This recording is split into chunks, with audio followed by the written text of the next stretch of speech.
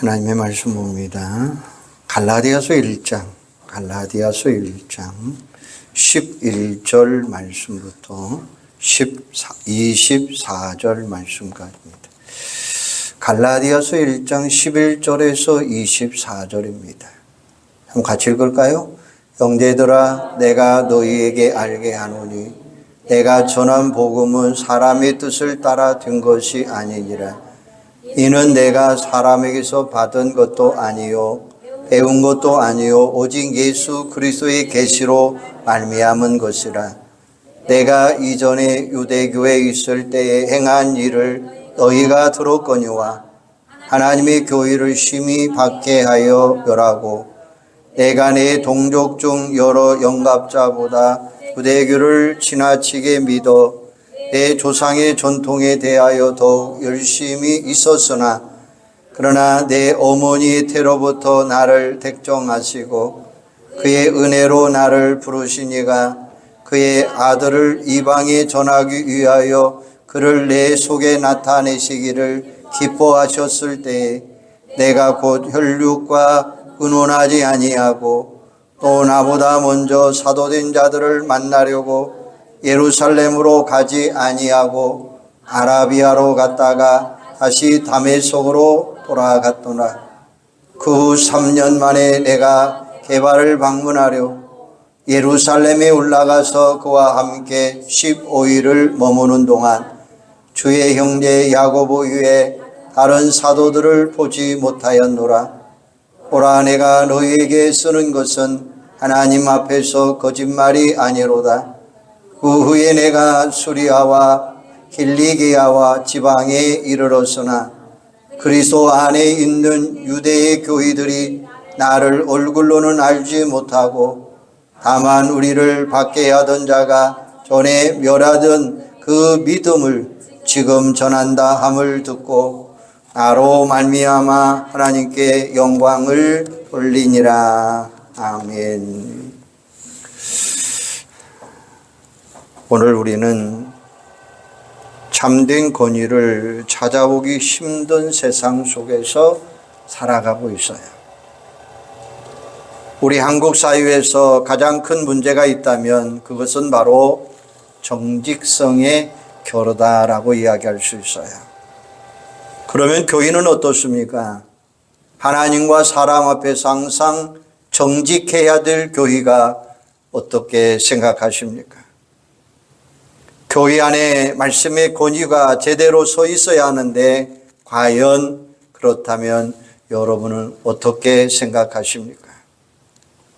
오늘 본문 20절에 보면 보라, 내가 너희에게 쓰는 것은 하나님 앞에서 거짓말이 아니로다.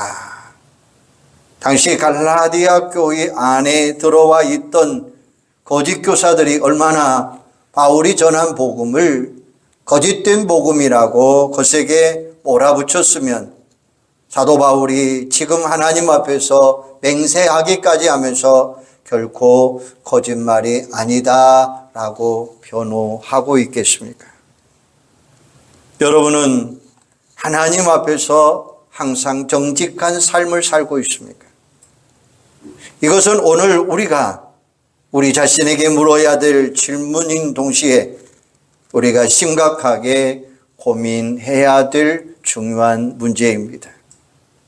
당시 거짓 교사들은 모두가 하나님의 말씀을 전한다고 자부하는 그런 사람들이었습니다. 하지만 그들은 잘못된 교훈, 거짓된 교훈을 마치 진리인 것처럼 가르쳤어요. 하나님의 말씀을 전하는 자들이 말씀을 거짓됨이 없이 올바르게 전해야 되는데 그렇지 않았다는 것입니다. 우리가 하나님의 말씀을 한번 잘못 가르치면 말씀에 대한 권위는 땅에 떨어지게 되어 있어요. 오히려 말씀을 가르치는 사람의 권위도 드러내는 꼴이 됩니다. 바울을 보면 항상 권위를 가지고 하나님의 말씀을 증거했어요. 바울이 말씀을 권세 있게 증거할 수 있었던 것은 그의 원동력이 무엇입니까? 그것은 복음에 대한 확신이었어요. 자신이 사도권에 도전장을 내민 사람들에게 이런 확신을 가지고 자신의 사도권을 변호하고 있는 내용이에요. 권위가 점점 사라져가고 있는 이 시대에 우리가 어떻게 그리스도인으로서의 삶을 살아야 되는가 오늘 말씀을 하고 있는데, 그 첫째는 바울은 항상 복음에 대한 확신을 가지고 있었다는 거예요. 사실 복음을 전하는 사람도 그렇고 복음을 받아들이는 사람도 그렇고 복음에 대한 확신이 없으면 그 복음은 어떤 힘도 가질 수가 없어요. 오히려 자신이 하고 있는 일에 실망만 하게 될 뿐이에요. 그런데 바울은 그렇지 않았습니다. 항상 복음의 확신을 가지고 그 복음을 위해서 살았던 사람이 바로 사도 바울이에요. 그렇다면 바울이 가졌던 복음의 확신이 어디에서 나온 겁니까? 11절에 보면 형제들아 내가 너희에게 알게 하노니 내가 전한 복음은 사람의 뜻을 따라 된 것이 아니니라. 이는 내가 사람에게서 받은 것도 아니요 배운 것도 아니요 오직 예수 그리스도의 계시로 말미암은 것이니라. 이렇게 말씀하셔요. 사람의 뜻을 따라 된 것이 아니라는 거예요. 훌륭한 종교 지도자에게 배운 것도 아니고 유명한 사도들에게서 배운 것도 아니라는 거예요. 그럼 뭐라고 했습니까? 바울은 오직 예수 그리스도의 계시로 말미암은 것이니라 라고 이야기해요. 다시 말하면 바울이 전한 복음의 사역자가 되기 위해서 어떤 특별한 과정을 거치지 않았다는 거예요. 17절에 보면 바울은 회심한 후에 곧장 아라비아로 갔다는 거예요. 거기 가서 주님과 교제하면서 그분으로부터 직접 계시를 받은 거예요. 사실 바울이 기독교인들을 그렇게 심하게 핍박했던 이유가 바로 복음을 몰라서가 아니에요. 복음은 알았지만 그 복음을 믿지 못했기 때문이에요. 여기서 우리는 한 가지 중요한 사실을 분명히 발견해야 돼요. 아는 것과 믿는 거예요. 요즘 같은 시대에 예수님에 대해서 들어보지 못한 사람은 누가 있겠습니까? 아마 대부분의 사람들이 예수에 대한 기본적인 지식은 다 가지고 있을 것입니다. 물론 문제는 예수님을 개인적으로 만났느냐라는 것이 문제예요. 여러분, 우리가 복음에 대한 확신을 가질 때에 참된 권유를 우리가 가질 수 있어요. 복음이 우리에게 이렇게 중요합니다. 그러면 여러분은 지금 복음에 대한 확신을 가지고 있습니까? 복음에 대해서 항상 확신을 가졌던 사람이 바로 바울이에요. 여러분, 신앙이라고 하는 것이 뭡니까? 내가 믿고 있는 거기에 내 생명을 거는 것이 신앙이에요. 우리가 액세서리 정도로 신앙생활을 하지 않는 이상은 우리는 이미 복음에 생명을 걸고 살아가는 거예요. 오늘 바울처럼 복음에 대한 확실한 믿음을 가지고 살아가는 여러분들이 되기를 바랍니다. 두 번째, 바울은 복음에 자신의 생명을 걸고 순종했어요. 바울은 자신에게 주어진 복음이 너무나 확실하기 때문에 거기에 생명을 건 거예요. 복음을 위해서 자신이 그동안 쌓아온 모든 것을 다 포기했어요. 회심하기 이전과 회심한 이후의 삶이 가장 확실하게 달라진 사람이 바로 사도 바울이잖아요. 어떻게 그렇게 달라질 수 있을까 할 정도로 사도 바울은 변했어요. 여러분, 사람이 자기 힘으로 이렇게 달라질 수 있을 것입니까? 한번 생각해 보세요. 우리가 작은 습관, 버릇 고치는 것도 얼마나 힘이 듭니까? 그러므로 우리가 바울처럼 변한다는 것이 결코 쉬운 일이 아니라는 거예요. 오늘 우리가 읽은 말씀은 바울의 개인적인 간증이라고도 할 수 있어요. 자신의 변화된 삶의 과정을 소개하고 있어요. 바울은 자신이 하나님의 교회를 핍박했던 사람 중에 한 사람이에요. 그런데 그가 변해서 복음을 증거하는 사람이 되었어요. 여러분, 이런 바울의 변화가 누구의 작품입니까? 하나님의 작품 아니겠습니까? 하나님께서 바울을 이렇게 만들어 놓았어요. 바로 바울 자신도 놀라울 정도로 바울은 확실하게 변화된 사람이에요. 본문 13절에 보면 내가 이전에 유대교에 있을 때 행한 일을 너희가 들었거니와 하나님의 교회를 심히 박해하여 멸하보라고 이야기해요. 바울은 지금 자신의 과거를 회상하고 있어요. 자신이 과거에 어떤 사람이었는가를 솔직하게 이야기하고 있어요. 바울은 교회를 몹시 핍박했던 사람이에요. 사도행전 8장 3절에 보면 현대인 성경에는 이렇게 이야기했어요.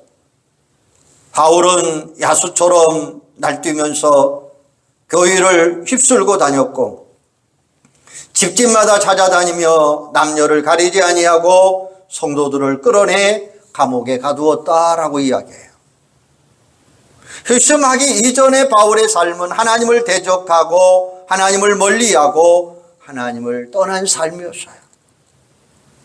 유대교의 거침들이 된다고 교회를 마구 핍박하고 아무 죄도 없는 성도들을 집집마다 찾아다니며 심지어 죽이기까지 했던 바울이 오히려 복음을 증거하는 사람이 된 거예요.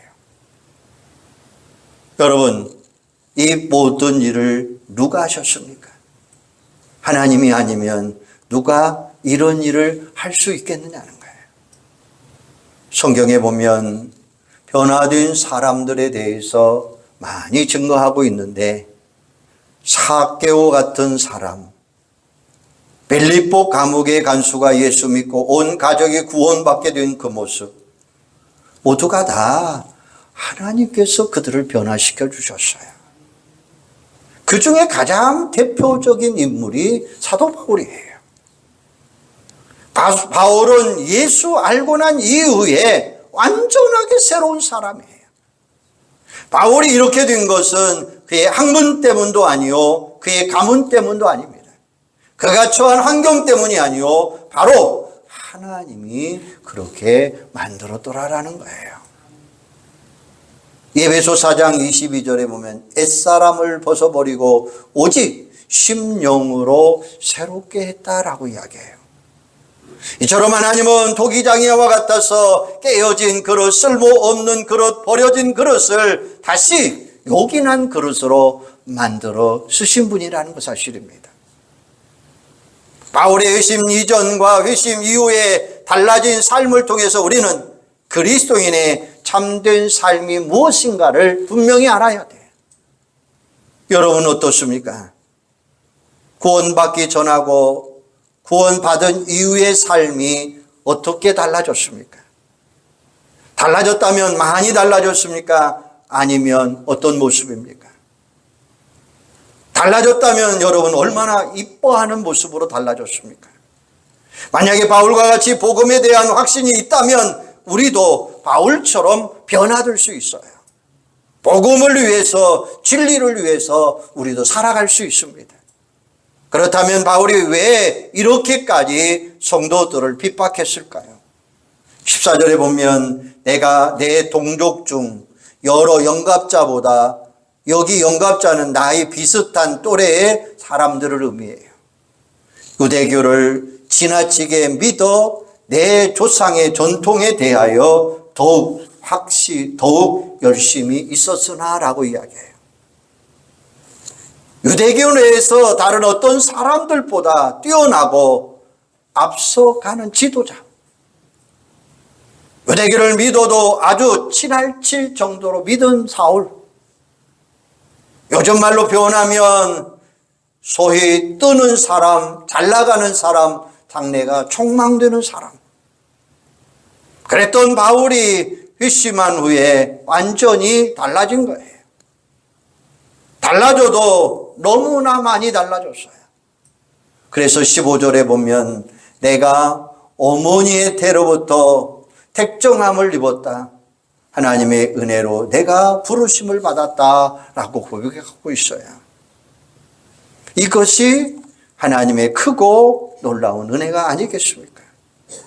바울이 이런 하나님의 은혜를 깨닫게 된 거예요. 구약시대 선지자들을 보면 똑같은 고백이에요. 이사야 선지자는 이사야 49장 1절에 보면 여호와께서 태에서부터 나를 부르시고 내 어머니의 복중에서부터 내 이름을 기억하셨다. 에레미야 선지자는 에레미야 1장 5절에 보면 내가 너를 모태에 짓기 전에 너를 알았고 내가 배에서 나오기 전에 너를 성별하였고 너를 열방의 선지자로 세웠노라 라고 말씀하셔요. 바울은 회심하기 이전에는 자신이 구원받을 만한 충분한 자격이 있다라고 생각했어요. 그런데 회심하고 나서 보니까 예수를 만나고 나서 보니까 자기는 도저히 구원받을 만한 자격이 없더라는 거예요. 그런데도 그런 부족한 자신을 하나님은 순전히 은혜로 자신을 불러주더라는 거예요.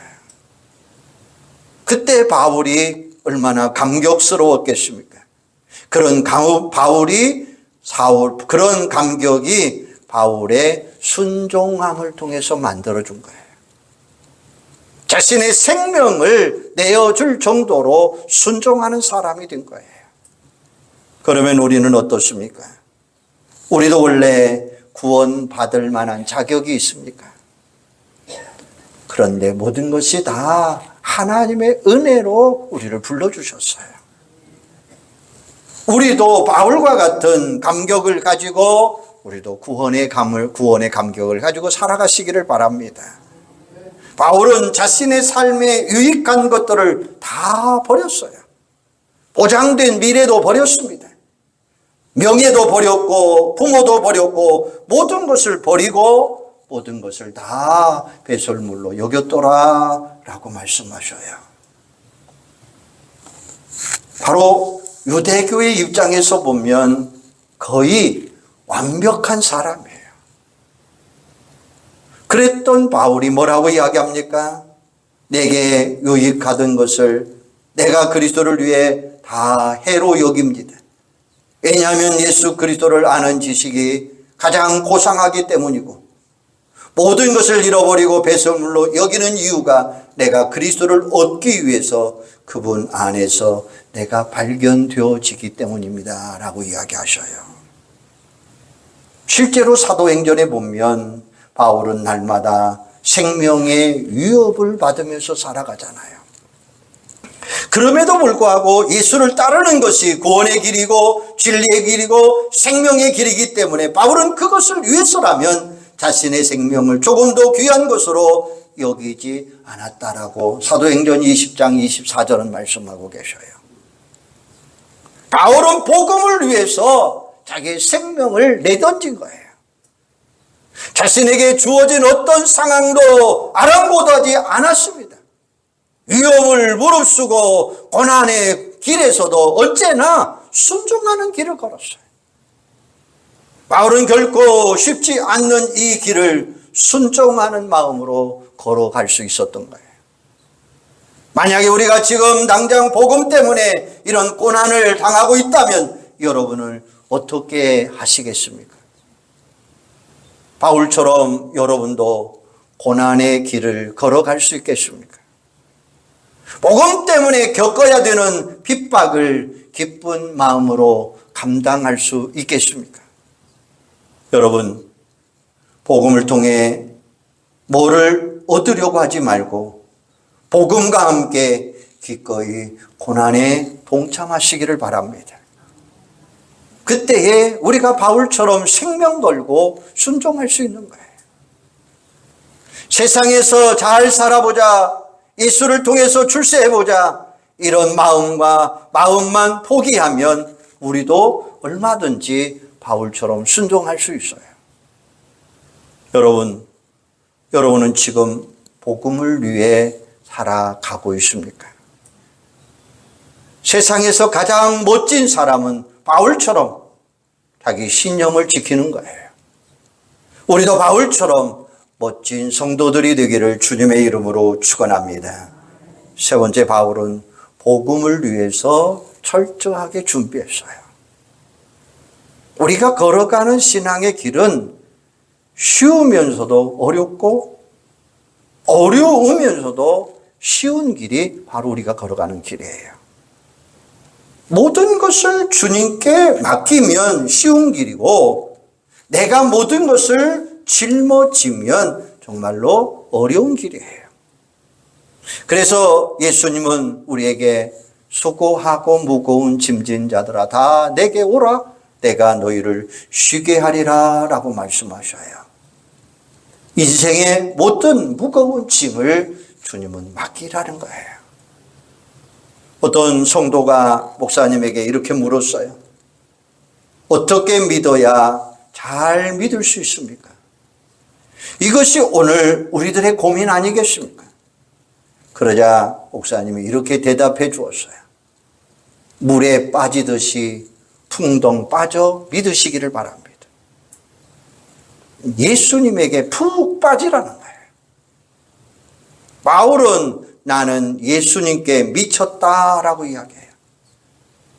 또 어느 분은 크게 미치자 예수를 위해 미치는 것만이 내가 살아가는 목적이다라고 이야기했어요. 이런 확신이 바울로 하여금 순종의 사람이 되게 한 거예요. 하지만 바울은 이런 열정만 가지고 일하지 않았어요. 열정 못지않게 바울은 모든 것을 준비했더라라는 거예요. 어떻게 준비했습니까? 16절에 보면 내가 혈육과 의논하지 않았다라고 이야기해요. 이 말씀은 인간적인 모든 계획을 다 포기해버렸다는 거예요. 우리가 믿으면서 가장 먼저 해야 할 일이 바로 자신의 계획을 내려놓는 거예요. 이것이 예수님처럼 자기를 부인하는 거예요. 이것은 복음을 전하는 일보다 더 우선적이어야 돼요. 바울이 아시아 지역의 전도를 계획했을 때 하나님은 그 길을 막아버려요. 왜요? 하나님의 뜻이 아니었기 때문이었어요. 우리가 하나님의 일을 해도 하나님의 뜻에 합당하게 행할 때에 하나님은 우리를 도우시는 거예요. 그리고 하나님께 인정받아요. 10절 말씀해 보면 이제 내가 사람들에게 좋게 하랴, 하나님께 좋게 하랴, 사람들에게 기쁨을 구하랴. 내가 지금까지 사람들의 기쁨을 구한다면 그리스도의 종이 아니니라. 하나님을 좋게 하고 하나님을 기쁘게 하는 것이 우리의 삶이 되어야 돼요. 다윗은 자신이 누구에게 소속되어 있는지, 누구를 의지해야 되는지 분명하게 안 사람이 바로 다윗이잖아요. 내가 의지해야 될 대상이 누구인지 확신하며 살아가시기를 바랍니다. 만약에 바울이 혈육과 먼저 의논했다면 자신이 가야 할 길이 방해받는 길이었을 거예요. 아라비아로 갔다가 다시 다메섹으로 돌아가니라. 바울은 사람보다 먼저 하나님 만나기를 원했어요. 하나님을 만나서 복음을 더 확실하게 생생하게 알고자 했어요. 여기서 아라비아는 바로 광야, 사막입니다. 바울이 왜 이렇게 아라비아로 갔느냐? 바로 하나님 앞에서 자신을 성찰하고 기도하고 준비하기 위해서 사막으로 간 거예요. 이처럼 바울도 혈육은 물론이고 먼저 사도된 자들보다도 하나님과의 만남을 통해서 하나님의 일을 하고 싶었던 거예요. 복음을 단순히 준비한 것이 아니라 생명 걸고 철저하게 준비한 거예요. 우리도 역시 복음을 위해서 투자하시기를 바랍니다. 공부도 많이 하고 기도도 많이 해야 됩니다. 말씀이 나에게 얼마나 풍성하냐에 따라서 신앙의 깊이와 넓이와 높이가 달라질 수 있는 거예요. 여러분도 바울처럼 말씀을 날마다 묵상하고 말씀에 붙잡혀 살아가는 여러분들이 되기를 바랍니다. 23절에 보니까 전에 핍박하던 자가 오히려 그 믿음을 전한다라고 이상하게 쳐다보는 눈길을 왜 의식하지 않았습니까? 하지만 바울이 생명 걸고 복음을 증거할 수 있을 때 바울을 바라보는 사람들의 시선이 달라졌어요. 어떻게 달라졌습니까? 나로 말미암아 영광을 하나님께 돌리니라. 할렐루야. 나로 말미암아 하나님께 영광을 돌리더라. 내가 예수 믿는 것을 보고 주변 사람들이 하나님께 영광을 돌리느냐라는 것입니다. 여러분, 우리가 준비하지 아니하면 복음 전할 수 없어요. 준비된 자가 복음을 전할 수 있습니다. 열정을 가진 자가 복음을 전할 수 있어요. 우리가 복음으로 증거하려면 우선 권위 있는 사람이 되어야 됩니다. 권위는 누가 다른 사람에게 채워지는 것이 아니라 권위는 내가 스스로 채워가는 거예요. 그리스도인의 말 한마디가 보증수표가 되어야 된다라는 말씀이에요. 서로가 서로를 믿지 못하는 세상에서 그리스도인들의 말이면 누구든지 믿어줄 수 있는 그런 세상이 된다고 이 땅에 복음이 전파되는 것은 시간 문제다라는 거예요. 그러기 위해서는 우리가 먼저 복음에 눈을 떠야 됩니다. 우리가 복음에 대한 확신을 가져야 돼요. 우리가 복음을 생명 걸고 순종해 나가야 돼요. 복음을 위해 철저하게 훈련하고 철저하게 준비해야 됩니다. 오늘 우리가 전한 바로 그 복음이 주님을 기쁘게 합니다. 여러분, 사도행전은 아직 끝나지 않았습니다. 사도행전은 지금도 29장, 30장, 31장 계속 써 내려가야 됩니다. 이런 복음을 위해서 바울처럼 생명 걸고 새로운 사도행전을 써내려가는, 한마디로 말하면 복음으로 살아가는 우리 온 성도들이 되시기를 주님의 이름으로 축원합니다. 기도하겠습니다. 하나님, 은혜와 사랑을 감사합니다. 내가 예수 믿는 것을 보고 주변 사람들이 하나님께 영광을 돌렸다라고 이야기합니다. 우리가 준비하지 않으면 복음을 전할 수가 없습니다. 준비된 자만이, 열정을 가진 자만이 하나님의 복음에 충실할 수 있습니다. 우선 우리는 복음을 증거하기 위해서 권위의 사람이 되게 하여 주시고 오직 서로 믿으며 세상 많은 사람들에게 증거자의 삶을 사는 저희들이 되도록 하나님 함께하여 주시기를 원합니다.